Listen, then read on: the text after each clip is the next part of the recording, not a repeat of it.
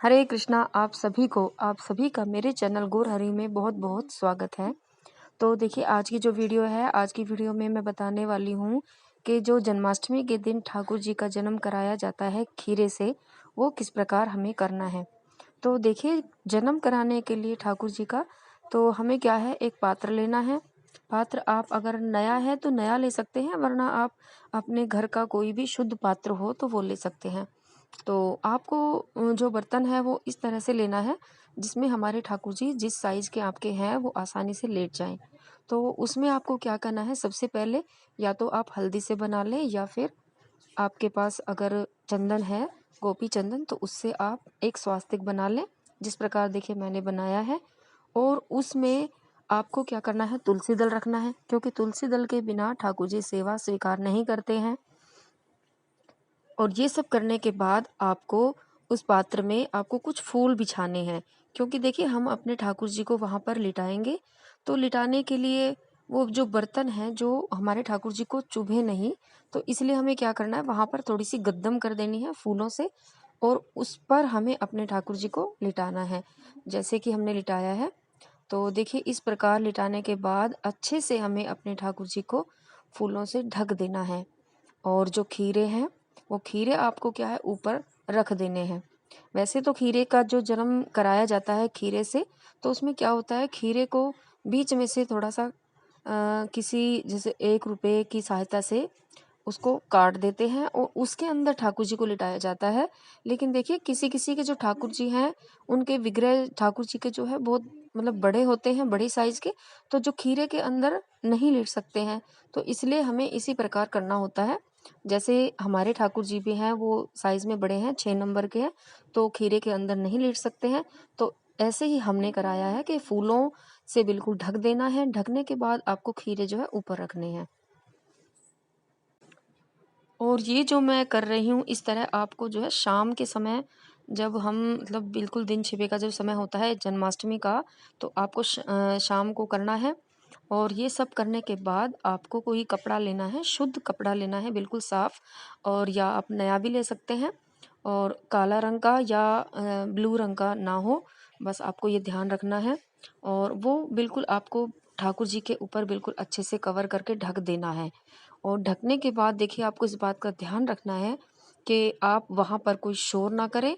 बस हाँ, भजन कीर्तन चलते रहने चाहिए, उसमें कोई दिक्कत नहीं है। भजन कीर्तन आप कर सकते हैं, पर कोई और शोर मतलब वैसा ना हो, कोई बच्चे जैसे कर देते हैं उस तरह से ना हो। और उसको छेड़ना नहीं है, आपको बिल्कुल भी टच करना है नहीं, करना है नहीं, छेड़ना है। और जब तक ठाकुर जी का जो जन्म का समय होता है तब तक आपको ये बिल्कुल भी नहीं छेड़ना है।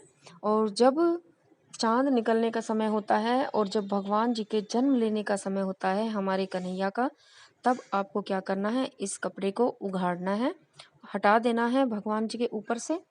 और भगवान जी को उठाना है, जगाना है, भगवान जी को तालियों से भगवान जी का स्वागत करना है, घंटियाँ बजानी है, अपने मंदिर के शंख बजाने हैं, और आपको भजन गाने हैं। नंद के आनंद भयो जय कन्हैया लाल की जय, जय मेरे गिरधर गोपाल का जन्म उत्सव मनाना है। कोई भी भजन आप गा सकते हैं जो भी आपको आता हो। और इस तरह से आपको ठाकुर जी का खीरे से जन्म कराया जाता है, इस तरह से जन्म कराना है।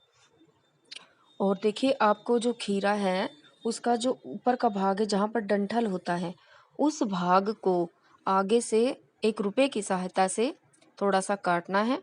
देखिए उसमें कैंची आपको नहीं लगानी है, ना ही आपको उसमें चक्कू वगैरह लगाना है, उसको रुपए की सहायता से ही आपको काटना है। और वो हम इसलिए काटते हैं क्योंकि देखिए जब बच्चा जन्म लेता है और उसका जो नाल होती है वो दबाई जाती है मिट्टी में, उसी तरह से हमें ये डंठल का हिस्सा आगे से थोड़ा काट के नाल के रूप में आपको वहाँ पर दबाना है जहाँ पर आपका तुलसी का पौधा हो, उस गमले में आप दबा दीजिए। तो ये होता है भगवान का नाल दबाने की जो परंपरा, जो भगवान जो बच्चा जन्म लेता है जिस तरह से हम करते हैं उसी तरह से ये होता है। तो आपको भी इसी प्रकार से करना है। और जो ये खीरा है ये प्रसाद रूप में सभी को ले लेना है। और उसके बाद आपको कराना है ठाकुर जी का स्नान। तो स्नान कराने के लिए पहले आपको जल लेना है, सिंपल जल से, उसमें गंगा जल डाल लें, उससे आपको स्नान कराना है।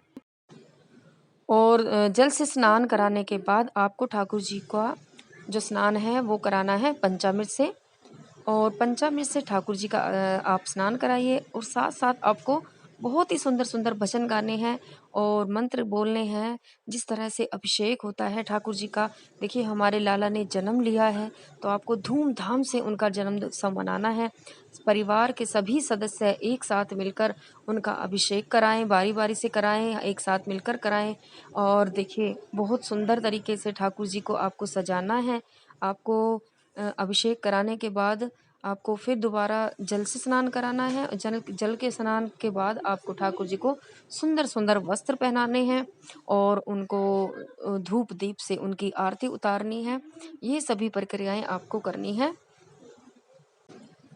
और आपको ठाकुर जी का माखन मिश्री का और बहुत सुंदर सुंदर भोग लगाना है। और देखिए उनको शहद जरूर चटाना है। जिस प्रकार बच्चे का जन्म होता है और हम उनको शहद चटाते हैं, तो इसी प्रकार आपको ठाकुर जी को भी शहद जरूर चटाना है। आपका मेरी वीडियो देखने के लिए बहुत बहुत धन्यवाद। हरे कृष्णा।